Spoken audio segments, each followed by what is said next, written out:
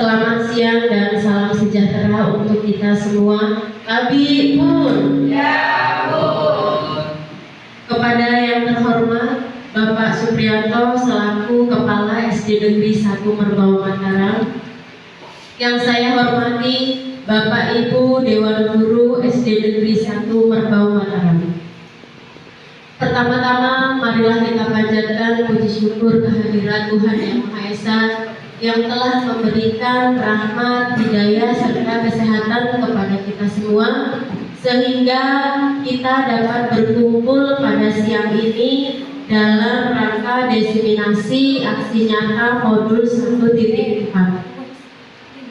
Baiklah Bapak Ibu, untuk memulai kegiatan ini, marilah kita buka bersama-sama dengan membaca lafaz basmalah. Bismillahirrahmanirrahim.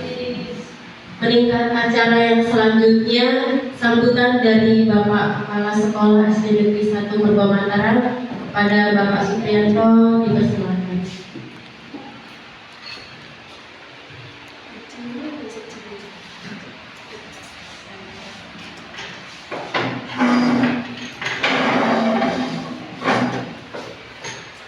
Terima kasih Bu Wahyu atas kesempatannya pada hari ini. Assalamualaikum warahmatullahi wabarakatuh. Waalaikumsalam warahmatullahi wabarakatuh. Selamat siang Pak Bu. Ya, Bun. Yang saya hormati Bapak-bapak dan Ibu-ibu guru yang pada kesempatan ini berada di ruangan ini.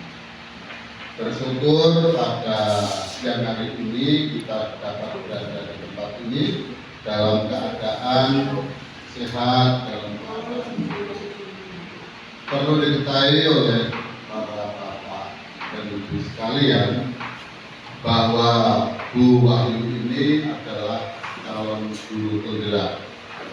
Nah, oleh karena itu sangatlah banyak yang harus dilalui oleh Ibu Wahyu ini. Baik itu kegiatan-kegiatan yang mendukung sampai pada guru penggerak. Salah satunya adalah pada hari ini. Hari ini kita berkumpul di sini adalah memenuhi permintaan daripada Ibu Wahyu yang memang dia adalah sebagai calon guru penggerak. Nah, pada kesempatan ini yang akan dibahas adalah aksi nyata modul 1.4 tentang disiplin positif, ya. Nah, tentunya ini sangat bermanfaat bagi kita. Kita ini sebetulnya semuanya sudah sama-sama bisa dan sama-sama tahu. Tetapi mungkin yang lebih memahami dulu adalah Bu Wahyu, ya, lebih tahu dulu. Atau mungkin kita juga sudah tahu, tetapi hanya kurang menyadari seperti apa yang sesungguhnya. Nah, oleh karena itu tugas Bu Wahyu pada hari ini adalah pengimbasan. Dalam arti memberikan pengimbasan kepada kita agar kita ini memahami seperti apa toh disiplin positif itu. Nah, oleh karena itu marilah kita bersama-sama ikuti dengan baik. Walaupun kita tahu ini adalah teman kita, tetapi kita sadar bahwa di dalam diri teman kita ada kelebihan yang bisa kita ambil. Yang lain juga sama, Bapak dan Ibu itu ada kelebihan yang bisa ditularkan dengan orang lain. Oleh karena itu kesempatan ini Bu Wahyu sebagai calon guru penggerak ini memang berjuang sesuai dengan ketentuan yang ada untuk sampai menjadi guru penggerak. Nah, oleh karena itu ini hanya salah satu kegiatan yang kita ikuti. Yang lainnya masih banyak.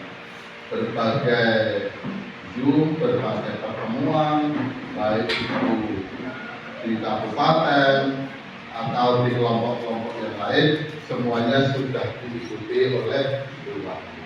Nah, oleh karena itu kepada para bapak dan ibu semua, mari kita ikuti sama-sama. Saya juga selaku kepala sekolah akan ikut seperti apa, karena pastilah ada ilmu-ilmu yang baik, ada ilmu-ilmu yang bermanfaat bagi kita semua. Mungkin itu saja. Selamat kepada Bu Wahyu untuk dapat berjuang terus, karena memang guru penggerak adalah guru yang diharapkan oleh pemerintah, terutama dinas pendidikan. Oleh karena itu, semangatlah terus Bu Wahyu untuk mencapai tujuan yang diharapkan hingga nantinya menjadi guru penggerak. Mungkin itu saja yang dapat saya sampaikan pada kesempatan ini. Mudah-mudahan semuanya berjalan dengan baik dan Bu Wahyu nantinya juga sukses menjadi guru penggerak. Itu saja, terima kasih. Wassalamualaikum warahmatullahi wabarakatuh.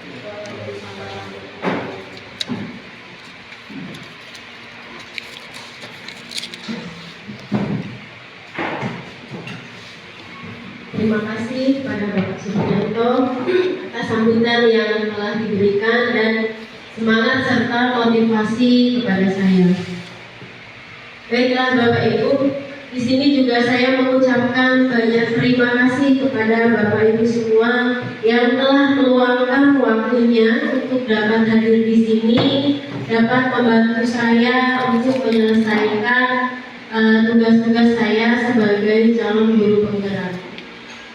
Semoga Allah akan membalas kebaikan dan keikhlasan Bapak Ibu semuanya. Dan berdirinya saya di sini bukan untuk menggurui Bapak Ibu semua, bukan untuk merasa lebih pintar, tapi di sini kita sama-sama belajar ya Bapak Ibu. Mungkin nanti di pertengahan slide atau penjelasan yang saya berikan ada kegiatan yang telah Bapak Ibu lakukan. Nanti boleh kita sama-sama sharing agar yang belum tahu menjadi tahu, yang sudah tahu kita semakin menambah ilmu ya Bapak Ibu. Baiklah Bapak Ibu, di sini saya akan memaparkan kegiatan saya. Yang pertama, salam dan bahagia untuk kita semua. Mengapa harus salam dan bahagia? Karena kami di pendidikan calon guru penggerak ini harus selalu mengucapkan salam dan harus selalu bahagia di tengah tugas-tugas kami yang sangat banyak Bapak Ibu. Nah, aksi nyata yang akan saya sampaikan yaitu destinasi menyebarkan pemahaman dan penerapan pengalaman budaya positif di lingkungan SD Negeri 1 Merbau Mataram.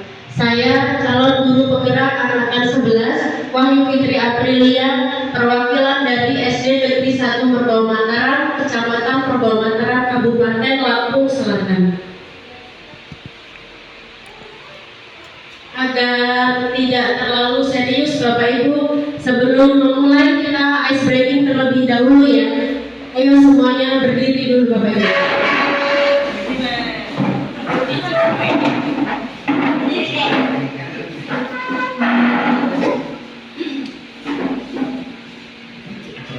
Berdiri deh.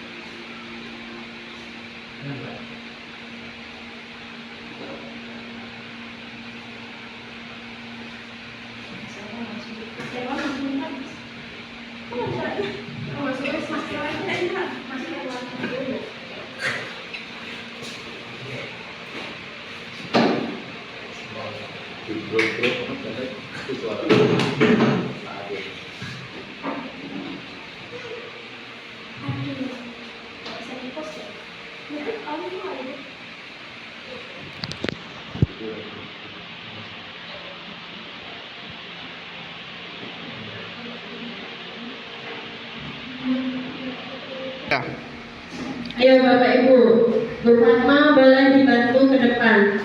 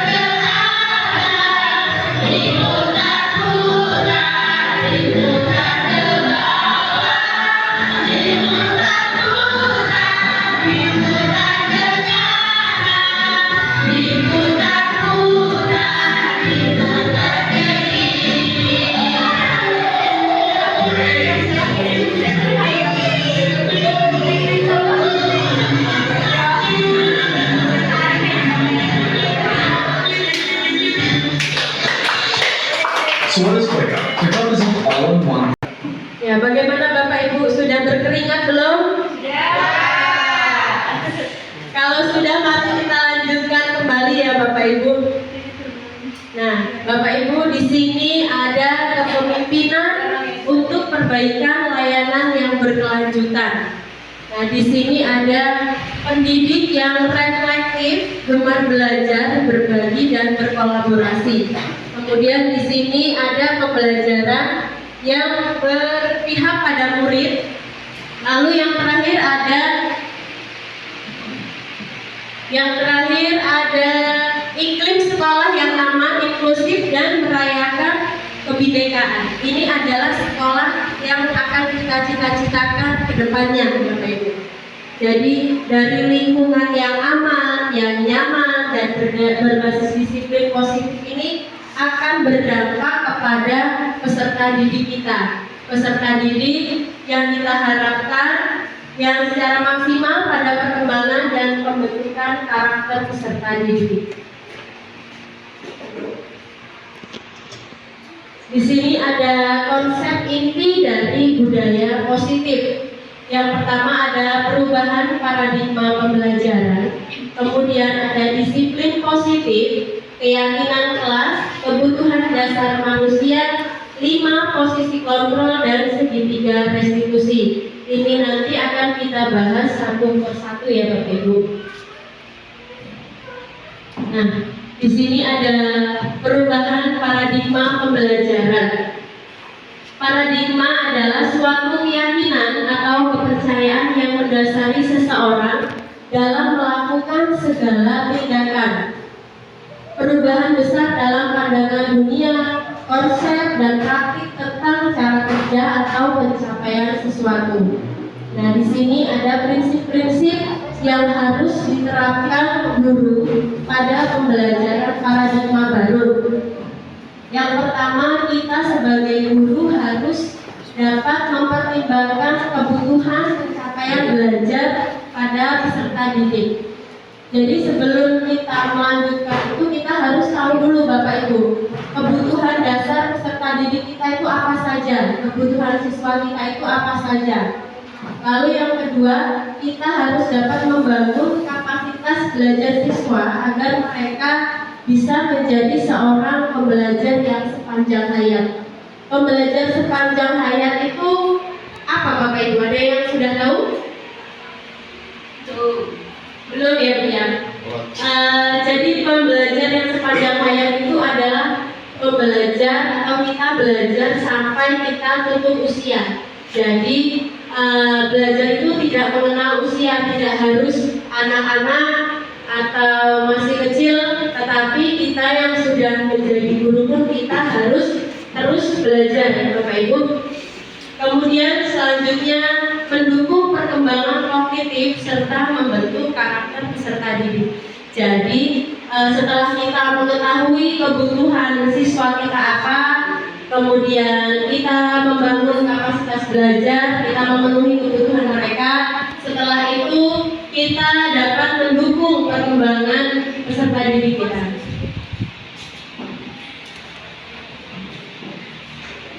Nah, Bapak Ibu, saya ingin bertanya, bisakah kita mengontrol seseorang?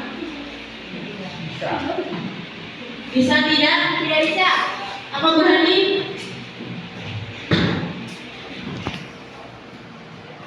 Ya, menurut saya tidak bisa, karena kita tidak dapat mengontrol kesadaran seseorang itu sendiri.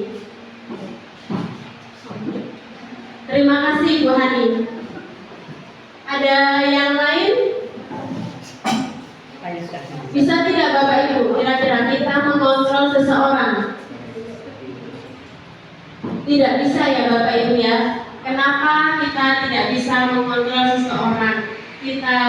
Saya berikan contoh untuk siswa kita sendiri saja yang sering kita temui di kelas, kita temui sehari-hari. Apalagi yang kelas 1, 2, dan 3 itu kelas bawah. Contohnya saat kita memberikan perintah kepada siswa. Nah, tolong diam, Ibu sedang menjelaskan. Setelah itu mereka tetap diam Bapak Ibu, tapi hitungan kelima, boleh dicoba nanti di kelas. Setelah hitungan kelima, 1, 2, 3, 4, 5, pasti ada saja anak yang di ujung, Bu, pensil saya jatuh. sebelah kiri, Bu, buku saya ditarik teman saya. Yang di depan, Bu, boleh tidak menulis di sebelahnya? Iya apa tidak? Iya. Jadi disitulah salah satu contoh mengapa kita tidak bisa mengontrol seseorang. Siswa kita yang masih kecil-kecil saja kita tidak bisa mengontrol ya Bapak Ibu. Kita tidak bisa, padahal kita menginginkan kelas yang tenang, yang nyaman, supaya saat kita menjelaskan itu diterima, ya kan? Tapi ternyata itu tidak seperti yang kita bayangkan. Nah, ini adalah perubahan paradigma, kemudian stimulus respon teori kontrol. Yang pertama, stimulus respon. Kita mencoba mengubah orang agar berpandangan sama dengan kita. Itu yang kita inginkan ya Bapak Ibu. Jadi kolom yang sebelah kanan saya itu adalah apa yang kita inginkan. Tapi di kolom sebelah kiri pada teori kontrol, ternyata kita yang harus berusaha memahami pandangan orang lain tentang dunia. Kita tidak bisa menyamakan pandangan kita dengan teman kita. Kemudian yang kedua, perilaku buruk dilihat sebagai suatu kesalahan. Itu yang kita lihat Bapak Ibu. Kita melihat anak itu menarik buku temannya karena dia jahil. Itu pandangan kita. Ternyata siswa tersebut mempunyai tujuan. Kenapa dia tarik bukunya? Karena buku ini tadi sudah mau jatuh, maka dia tarik. Ternyata pandangan kita dengan pemikiran siswa itu berbeda. Oh begitu. Kenapa kamu menarik buku teman kamu? Karena bukunya tadi mau jatuh Bu, jadi saya tarik supaya tidak jatuh. Nah, kemudian yang ketiga, orang lain itu menganggap bisa mengontrol kita, tapi ternyata hanya Anda sendiri, hanya Bapak Ibu sendiri yang bisa mengontrol diri Bapak Ibu. Kemudian pemaksaan ada pada saat bujukan gagal. Ternyata pada teori kontrolnya, kolaborasi dan konsensus menciptakan pilihan-pilihan baru. Lalu model berpikir menang kalah. Teori kontrolnya model berpikir menang, menang, dan menang, ya.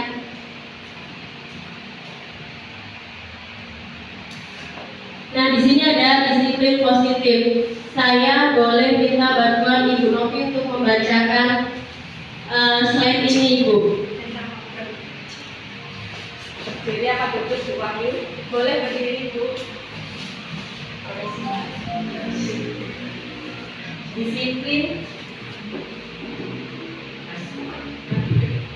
Disiplin positif. Cara membentuk sikap mandiri anak sehingga fokusnya pada memotivasi, refleksi terhadap kesalahan yang dilakukan, menghargai, dan membangun logika yang bersifat panjang. Kedua, sikap taat dan patuh terhadap perlakuan atau aturan yang berlaku. Yang ketiga, tujuan dari disiplin positif adalah menanamkan motivasi pada murid-murid kita, yaitu untuk menjadi orang yang mereka inginkan dan menghargai diri sendiri dengan nilai-nilai yang mereka percaya, dan pada akhirnya terbentuk peserta didik yang berkarakter, disiplin, santun, peduli, jujur, tanggung jawab, dan kepribadian profil pelajar Pancasila. Baiklah, terima kasih Bu Novita. Jadi tujuan dari disiplin positif yaitu menanamkan motivasi kepada peserta didik kita ya Bapak Ibu, agar mempunyai kepribadian sesuai profil pelajar Pancasila. Nah, ini ada nilai-nilai kebajikan Bapak Ibu. Nilai-nilai universal itu merupakan kehendak nurani, asal semua orang di mana saja dan kapan saja. Dan diantaranya ini ya Bapak Ibu ya, nilai-nilai kebajikan yang sesuai dengan profil pelajar Pancasila. Ada beriman, bertakwa kepada Tuhan Yang Maha Esa, dan berakhlak mulia. Kemudian mandiri, bergotong royong, berkebinekaan global, bernalar kritis, dan kreatif.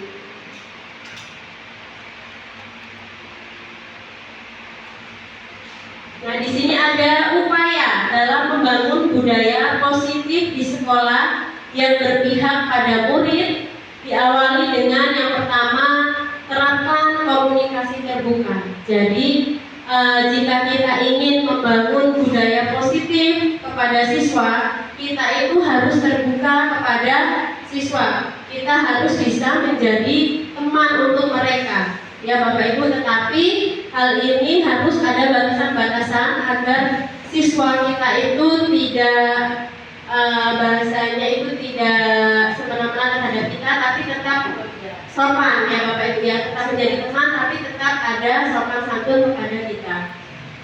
Yang kedua, bangun lingkungan penuh apresiasi dan penghargaan.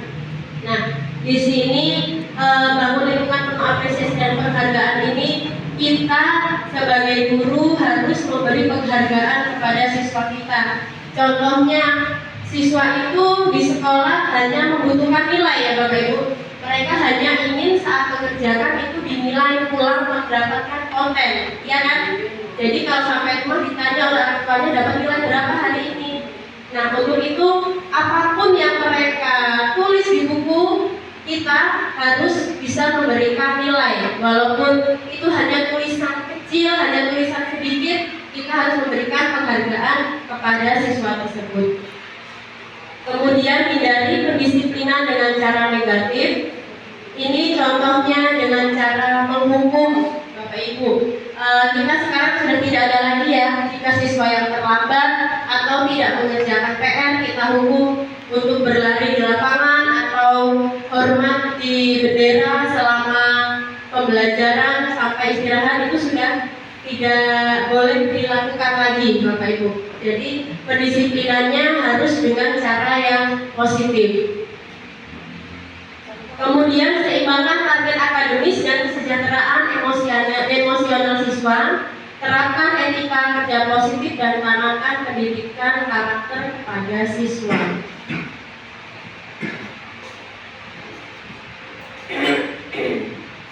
Nah, di sini ada teori motivasi, hukuman, dan penghargaan serta restitusi. Saya ingin bertanya kembali kepada Bapak Ibu, motivasi itu apa? Adakah yang tahu? Silakan bukan, Ma. Motivasi itu berupa dukungan, Dukungan ya. Jadi seperti dukungan kepada siswa ya Bu ya. Kemudian kalau hukuman dan penghargaan itu apa, Bapak Ibu? Bu Tika, silakan. Kalau hukuman itu konsekuensi dari kesalahan, dan penghargaan itu adalah hadiah. Ya, hadiah. Baik, terima kasih Bu Tika. Hukuman itu adalah konsekuensi. Kemudian kalau penghargaan itu adalah reward, ya, contohnya seperti tadi, nilai yang kita berikan kepada siswa. Selanjutnya restitusi. Restitusi itu apa, Bapak Ibu? Silakan Pak Dian. Restitusi itu adalah perbaikan kesalahan. Jadi restitusi itu adalah perbaikan kesalahan. Perbaikan kesalahan. Perbaikan dari sebuah kesalahan. Terima kasih Bapak Ibu semuanya. Ya, boleh tepuk tangan dulu. Jadi yang dimaksud dengan motivasi itu adalah dukungan, kemudian hukuman itu sama dengan konsekuensi ya Bapak Ibu ya. Konsekuensi yang telah kita sepakati di awal, kemudian penghargaan itu adalah bentuk pengakuan atau pencapaian atas keberhasilan siswa, dan restitusi itu adalah proses memperbaiki kesalahan yang telah dilakukan kepada siswa. Nanti di slide selanjutnya itu ada materi segitiga restitusi, itu akan kita bahas Bapak Ibu. Nah, di sini Bapak Ibu, saya Saya ingin bertanya kepada Bapak Kepala Sekolah dulu, Pak. Setuju atau tidak setuju ya Pak ya? Jika yang pertama, hukuman di sekolah dapat mendisiplinkan anak, setuju atau tidak Pak? Mendisiplinkan anak, setuju. Setuju Pak. Baiklah, kemudian selanjutnya Pak Haryono Pak, pemberian hukuman dengan hal positif seperti membaca atau membersihkan halaman sekolah itu dapat meningkatkan disiplin anak, setuju atau tidak Pak?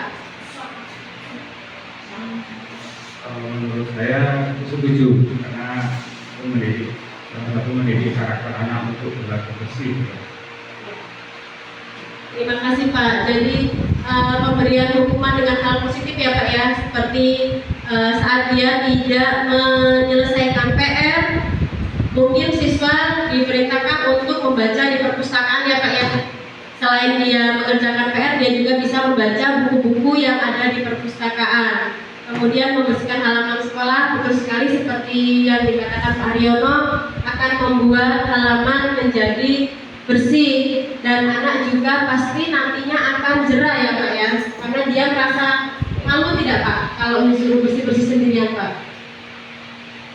Malu, sehingga dia tidak akan melakukan kesalahan lagi Pak. Kemudian Pak Danang, memberi penghargaan dapat meningkatkan motivasi belajar anak, setuju tidak Pak Danang? Menurut saya Setuju ya Pak ya? Setuju ya Pak, memberikan penghargaan dapat meningkatkan motivasi belajar siswa. Kemudian Bu Novi tadi sudah. Bu Indah, membuat anak merasa bersalah memberi dampak lebih ringan dibandingkan menghukum. Bagaimana Ibu? Setuju atau tidak setuju Bu? Sangat setuju Bu. Terima kasih Bu Indah. Membuat anak merasa bersalah memberi dampak lebih ringan ya Bu ya, dibanding dengan menghukum. Nah, ini ada teori motivasi perilaku manusia. Yang dimaksud di sini kenapa ada motivasi eksternal dan motivasi internal. Motivasi eksternal itu adalah motivasi atau dukungan yang didapat dari luar, bukan dari diri sendiri.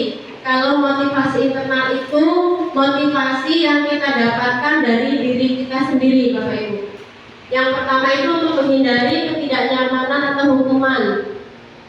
Jadi ini contohnya anak-anak yang berangkat sekolah buru-buru karena takut dihukum. Itu adalah contoh motivasi eksternal. Dukungannya dari luar, dukungannya dari peraturan sekolah ya Bapak Ibu ya, bukan dari diri mereka. Kalau dari diri mereka itu dia berangkat lebih awal karena supaya tidak terlambat atau supaya dia tiket, bukan karena takut dihukum atau dimarah. Kemudian yang kedua, untuk mendapatkan imbalan dari orang lain atau institusi. Itu jadi contohnya apa yang akan saya dapatkan bila saya melakukannya. Jadi siswa itu selalu mengharap imbalan dari gurunya, yaitu motivasi eksternal. Kalau yang ketiga itu untuk menghargai diri sendiri. Seperti tadi, saya akan menjadi orang yang seperti apa bila saya melakukannya. Contohnya kalau kita guru, kalau berangkat terlambat karena takut dimarah oleh Bapak Kepala Sekolah, itu contoh motivasi eksternal atau internal Bu? Karena takut dimarah oleh Kepala Sekolah. Eksternal ya Bapak Ibu, karena itu motivasi dari luar. Kalau kita berangkat sekolah karena berangkat lebih awal karena ingin dicontoh oleh siswa kita, itu motivasi eksternal atau internal? Internal, betul sekali Bapak Ibu. Jadi itu yang berasal dari diri kita sendiri. Ya itulah Bapak Ibu tujuan dari disiplin positif. Jadi tidak mengharapkan imbalan dari kepala sekolah. Kita tidak mengharapkan imbalan jika kita berangkat pagi akan diberikan hadiah. Itu tidak ya Bapak Ibu. Nah, di sini ada Merdeka menurut Ki Hajar Dewantara. Bisa dibantu membaca Ibu Tika?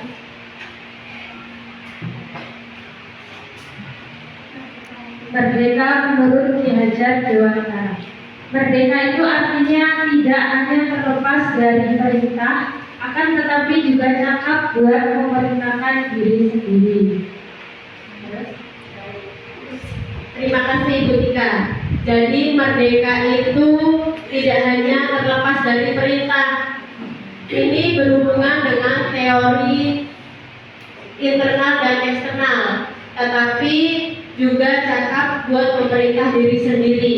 Jadi kita harus mempunyai motivasi dari dalam diri kita ya Bapak Ibu. Ini ada dihukum oleh penghargaan, bahwa penghargaan itu berlaku sama dengan hukuman, dalam arti meminta atau membujuk seseorang melakukan sesuatu untuk memenuhi suatu tujuan tertentu dari orang yang meminta atau yang membujuk.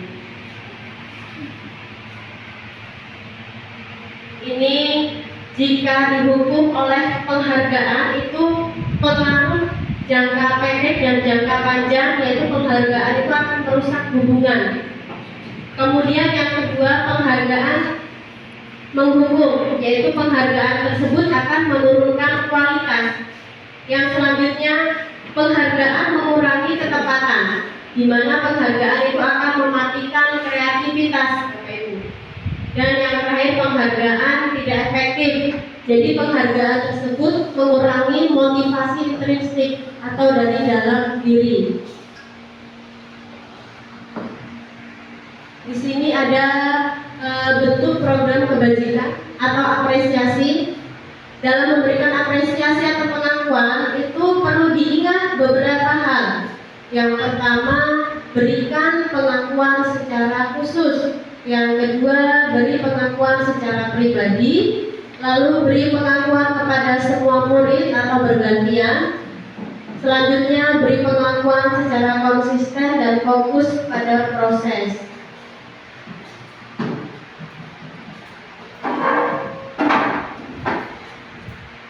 Nah, ini ada tindakan guru.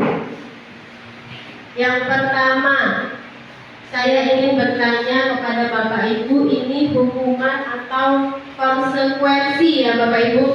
Yang pertama, mencatat 100 kali di dalam buku dengan kalimat saya tidak akan terlambat lagi karena terlambat ke sekolah. Itu hukuman atau konsekuensi? Hukuman atau konsekuensi Bapak Ibu? Hukuman. Mari kita lihat. Ya, betul sekali. Ini adalah hukuman.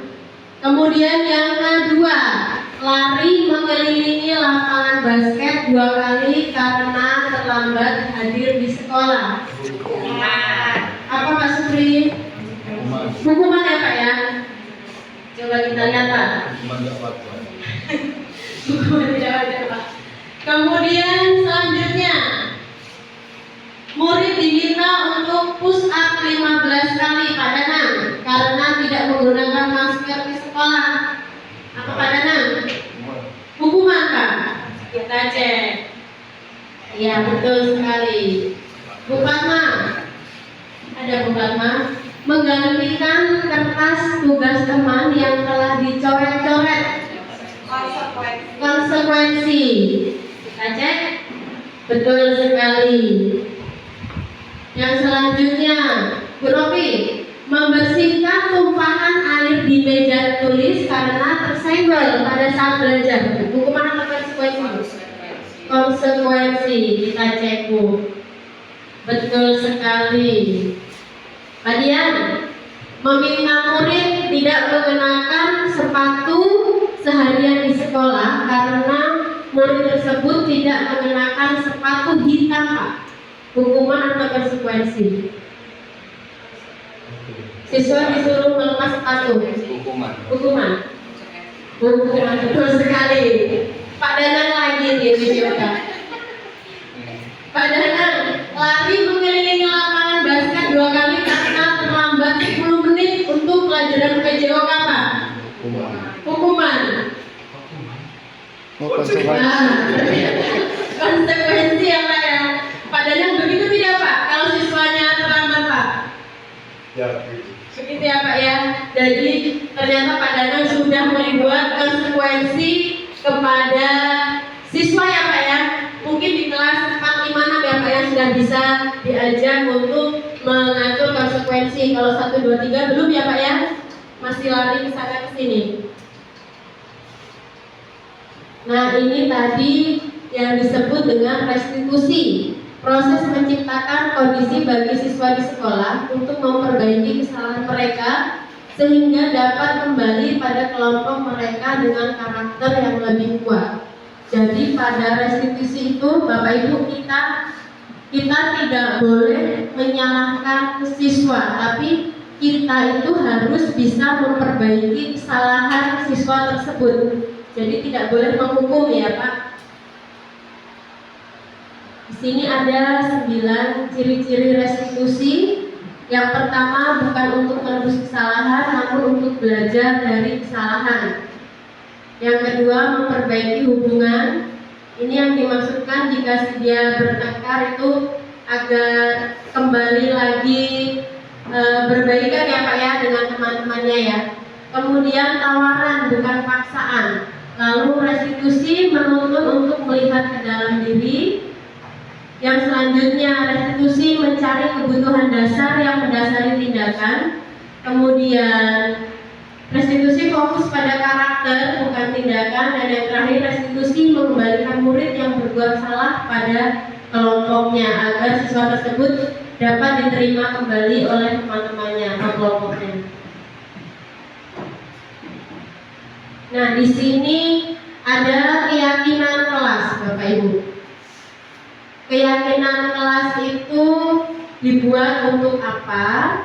Kemudian mengapa tidak peraturan saja? Mengapa harus keyakinan, Bapak Ibu? Ada perbedaan tidak antara peraturan dan keyakinan? Ada tidak Bapak Ibu? Pak Haryono? Ada Pak, silakan Pak. Kalau peraturan itu memang dibuat ya agar ditaati. Dibuatnya itu semacam yang membuat adalah suatu konstitusi atau karena sekolah membuat peraturan harus ditaati semua warga sekolah. Tapi kalau keyakinan itu dibuat atas dasar kesepakatan antara warga sekolah demi kelancaran di sekolah. Baik, terima kasih Pak Haryono. Tadi dijelaskan oleh Bapak Haryono mengapa tidak peraturan tetapi harus keyakinan. Jadi seperti yang dikatakan Pak Haryono, yaitu peraturan itu yang membuat sebelah pihak ya Pak ya, hanya satu pihak saja. Tetapi jika keyakinan itu yang membuat dua belah pihak. Itu kalau di sekolah, kalau di kelas itu contohnya kita harus membuat kesepakatan antara guru dengan siswa. Bapak Ibu di sini sudah adakah yang pernah membuat keyakinan kelas? Sudah ada belum?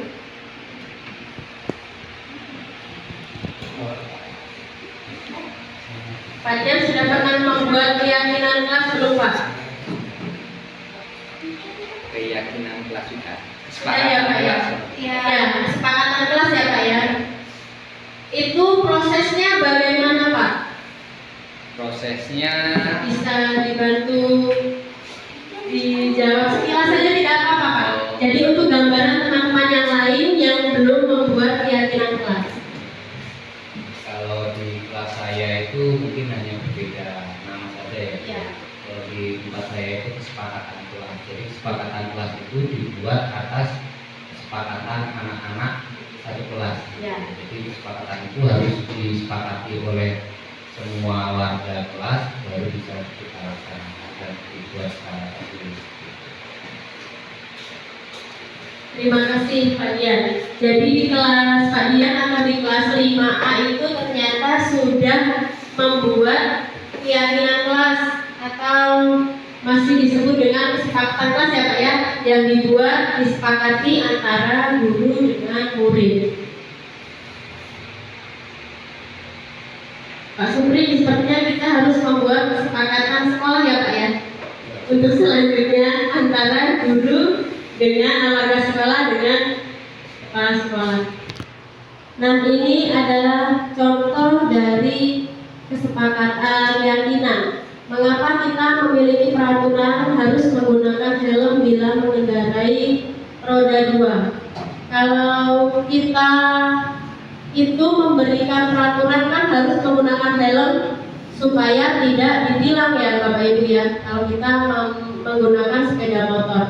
Tapi ternyata kalau kita menyadari menggunakan helm itu memberikan dampak positif, yaitu kita terlindung ya, kita aman dari matahari, aman dari debu. Nauzubillah, jika jatuh kepala kita tetap terlindungi, safety ya Bapak Ibu. Kemudian mengapa kita memiliki peraturan membuang sampah pada tempatnya? Untuk kalimat positifnya itu berarti kita harus membuang sampah pada tempatnya karena agar lingkungan bersih. Kemudian selanjutnya mengapa kita memiliki peraturan harus datang tepat waktu pada saat mengikuti pelatihan? Apa Bapak Ibu?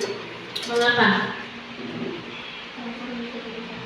Hal positifnya selain disiplin, kita tidak tertinggal informasi ya Bapak Ibu ya. Kita tidak tertinggal informasi. Kalau kita datang tidak tepat waktu saat mengikuti pelatihan atau sudah berjalan setengah, otomatis kita kurang memahami apa yang disampaikan oleh narasumber. Kita pasti akan bertanya-tanya terlebih dahulu dengan kanan kiri kita. Tadi materinya apa? Sudah sampai mana? Dan itu akan mengganggu konsentrasi teman kita.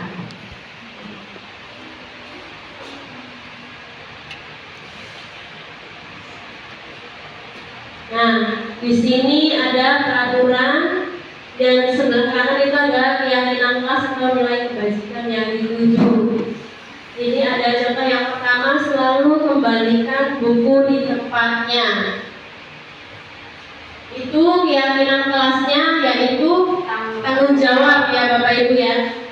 Jadi siswa itu kita berikan kita tanamkan karakter untuk selalu bertanggung jawab. Jika mengambil buku untuk belajar, nanti silakan kembalikan kembali di tempatnya. Itu bisa dilakukan selain di kelas juga di perpustakaan ya Bu Tika ya.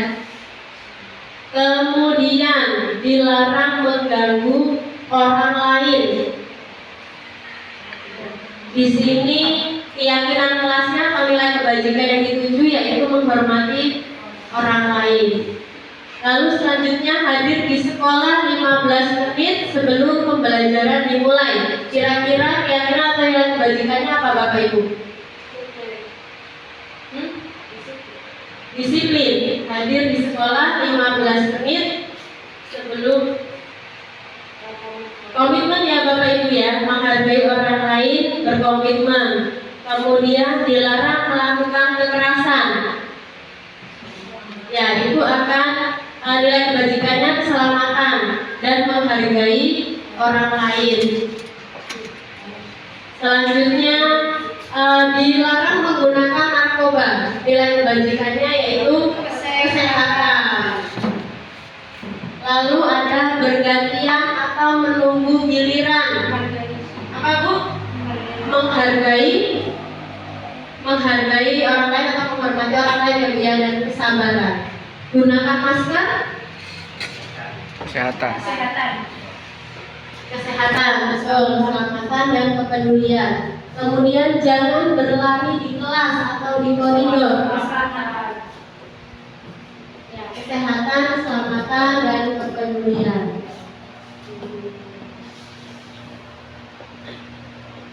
Nah, ini ada contoh kesepakatan kelas ya Bapak Ibu ya. Yang sebelah kanan itu ada contoh dari PK dan Wanita Persatuan.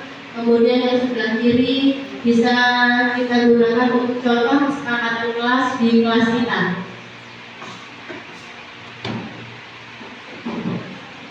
Nah, di sini ada kebutuhan dasar manusia. Kira-kira kebutuhan dasar manusia itu apa saja, Bapak Ibu? Kebutuhannya apa saja? Coba Bu Indah dibantu membaca. Kebutuhan dasar manusia dapat diartikan sebagai unsur-unsur yang diperlukan manusia untuk mempertahankan keseimbangan psikologis dan fisiologis dan psikologisnya. Terima kasih Bu Indah. Bu Hani, 5 kebutuhan dasar manusia Bu Hani apa saja? Ada bertahan hidup, ada kasih sayang, ada kebebasan, ada kesenangan, dan ada penguasaan. Kalau untuk Bu Hani sendiri yang mana Bu kebutuhan dasarnya Bu?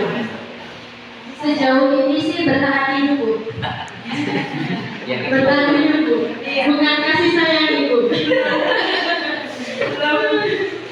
Semoga ada ya Bu ya. Jadi 5 kebutuhan dasar manusia itu ada bertahan hidup, kemudian kasih sayang, kebebasan, kesenangan, dan penguasaan.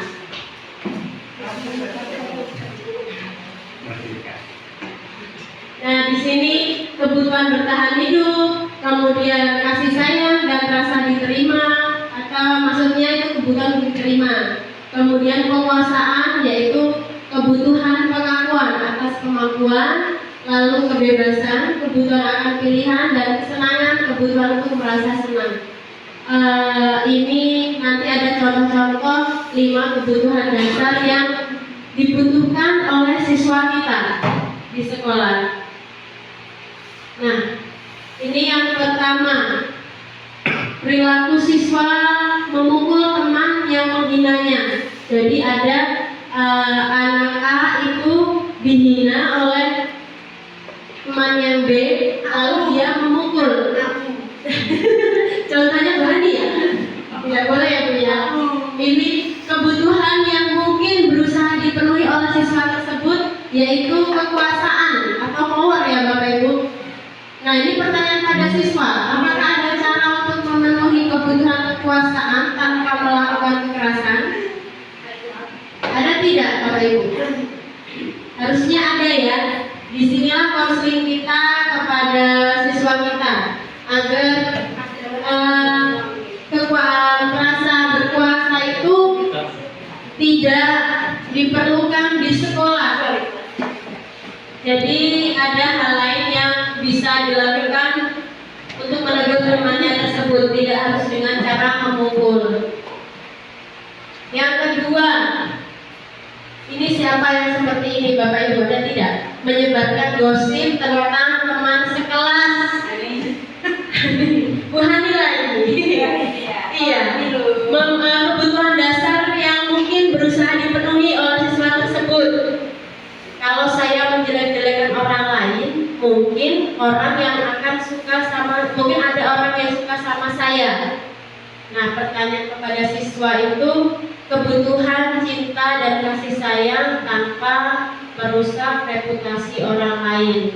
Mungkin kalau hal ini bisa dilaksanakan di kelas atas atau kasusnya biasanya ada di kelas atas ya Bapak Ibu ya. Jadi anak tersebut mungkin butuh perhatian dari kita, dari teman, sehingga dia menyebarkan gosip tentang teman sekelasnya karena dia ingin disukai oleh teman-teman yang lain.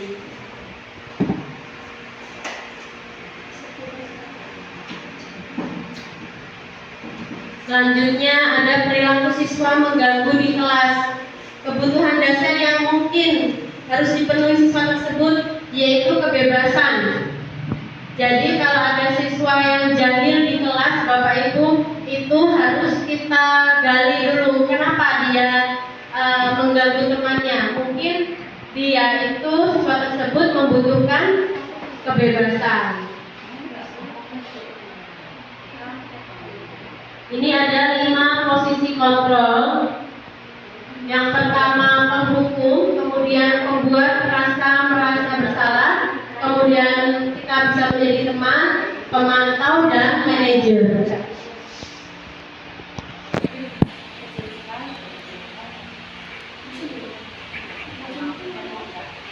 Nah, ini ada latihan lagi Bapak Ibu, pertanyaan. Yang pertama, saya kecewa sekali dengan kamu.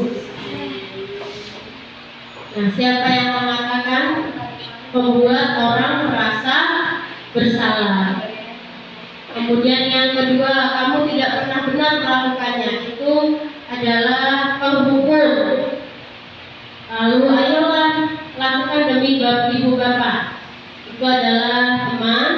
Lalu bagaimana kamu bisa menyelesaikan masalah ini, yaitu manajer.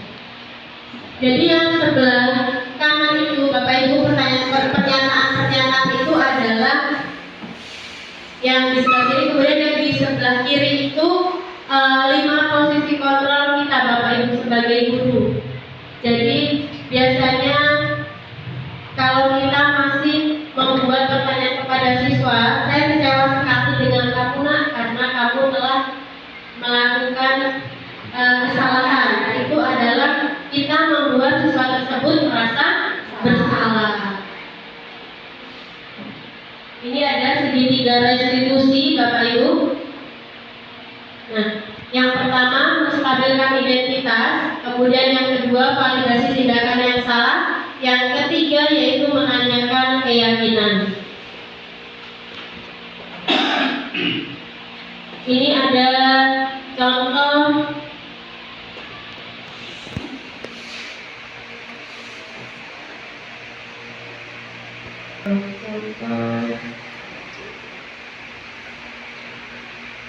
tahapan membuat keyakinan kelas di kelas 2B ya Bapak Ibu. Mari kita saksikan bersama-sama.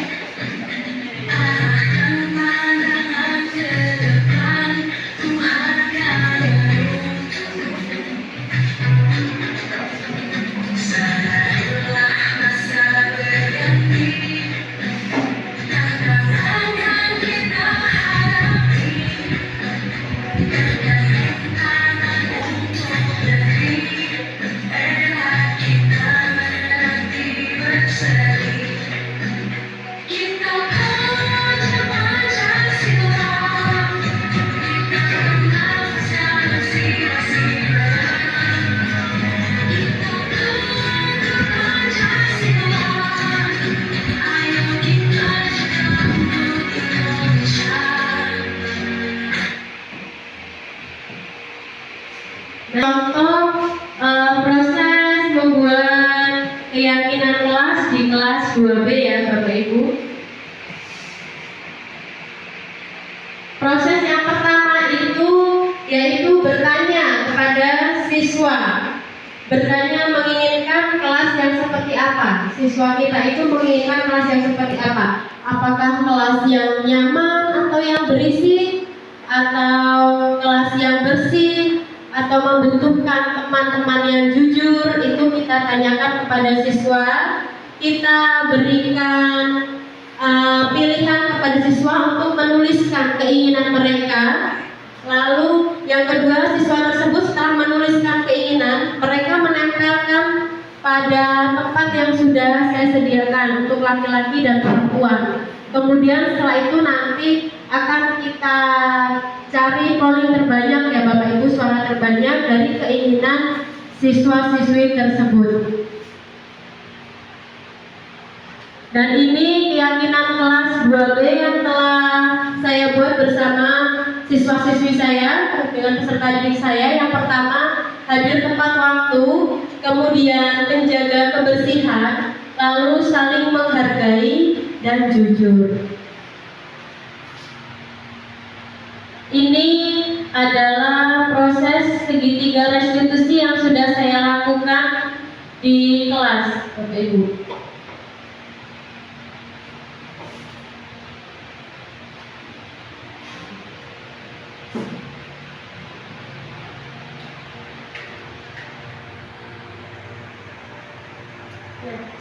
Yang pertama ini adalah kasus tentang Naura lupa mengerjakan PR.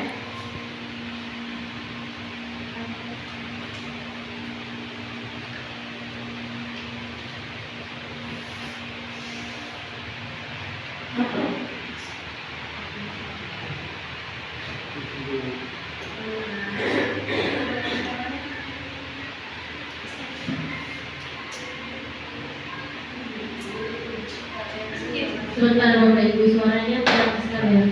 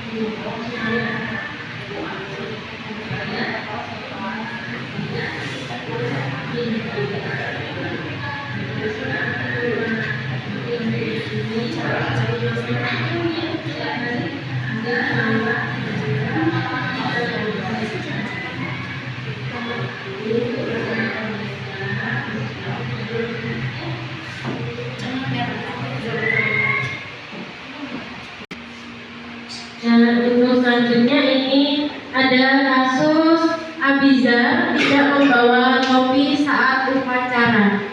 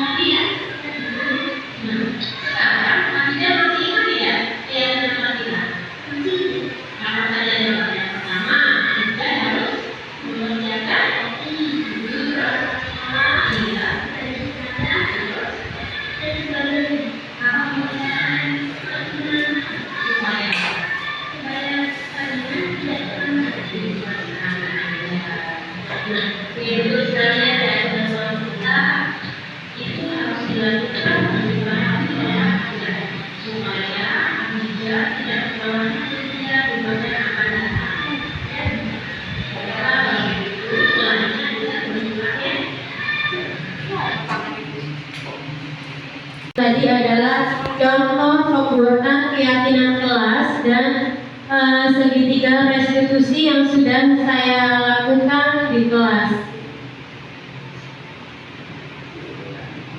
Nah, mungkin itu semua ya Bapak Ibu, itu saja materi yang dapat saya sampaikan pada kesempatan ini.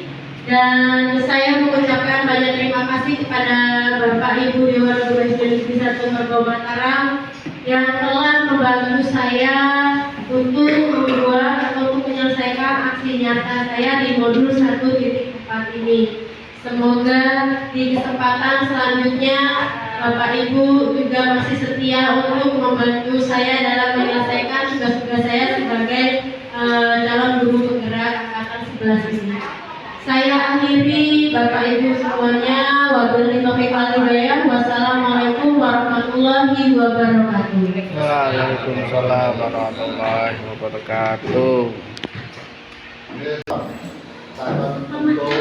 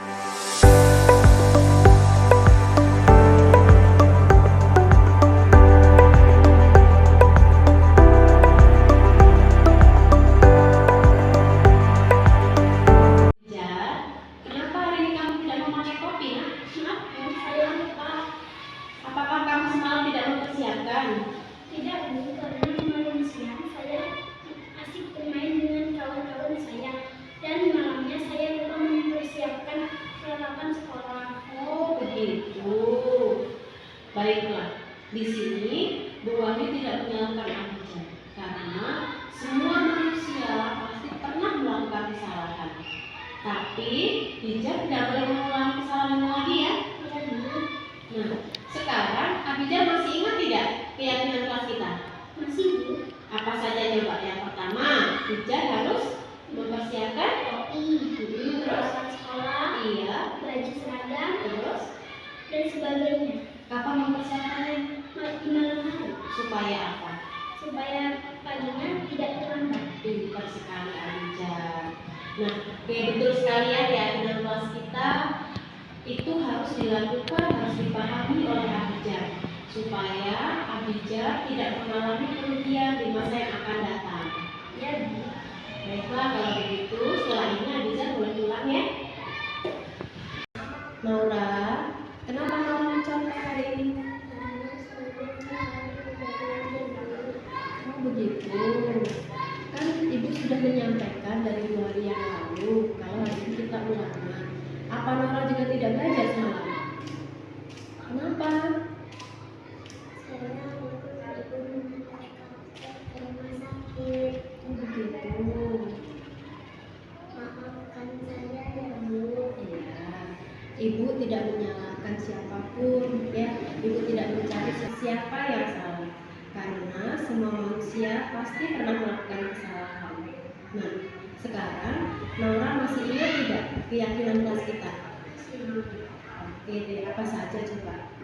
Yang pertama apa? Belajar tidak harus pintar. Lalu apa lagi?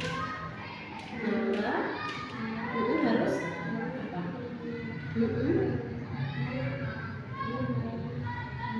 Pintar supaya apa? Supaya tidak pintar, tidak lupa. Nah, betul sekali Naura. Nah, keyakinan ini harus selalu Naura lakukan ya setiap hari agar Naura tidak mengalami kerugian di masa yang akan datang.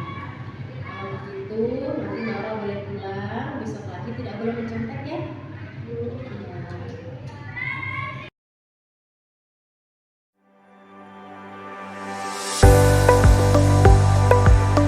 Assalamualaikum, nama saya Abizar. Perasaan saya setelah melakukan segitiga restitusi merasa lebih tenang karena ibu guru tidak menyalahkan saya dan saya lebih memahami hal baik yang harus saya lakukan. Assalamualaikum, nama saya Naura. Perasaan saya setelah melakukan segitiga restitusi merasa lebih tenang karena ibu guru tidak menyalahkan saya dan saya lebih memahami hal baik yang harus saya lakukan.